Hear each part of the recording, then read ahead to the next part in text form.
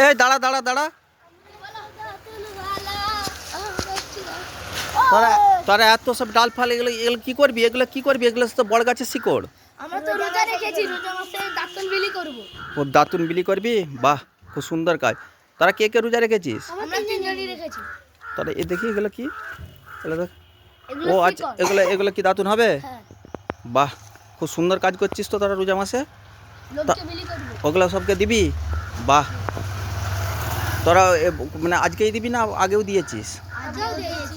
আগেও দিয়েছিস? রোজা মাসে সবকে দাতুনের যাদের দরকার হবে তাদেরকে দিবি, তাই তো? বাহ, তোরা কোথায় কাটতে গেছিলি এগুলো? ঈদগাহ।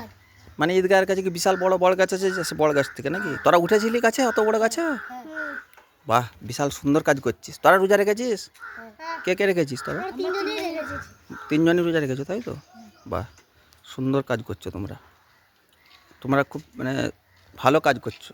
সবাইকে তাহলে এখন যে কেটে কেটে দেবে, কি দাঁতুনগুলো দেখি।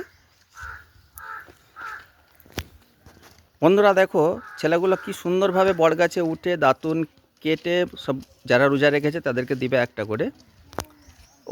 দেখি দাতুনগুলো একটা তুলো। বাহ, আচ্ছা আগের দিকে তাকাও, এটা এর কোনটাই করে কাটাও দেখো।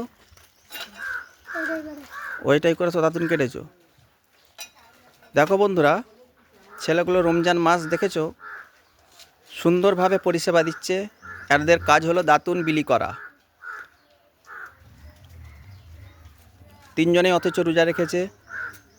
এদেরকে দেখে আমাদের কিছু শেখা উচিত প্রত্যেকটা মানুষেরই, যে রোজা মাসে কিছু না কিছু এরা হচ্ছে হেল্প করার, সাহায্য করার চেষ্টা করছে যতটুকুন পারে দাতুন দিয়ে।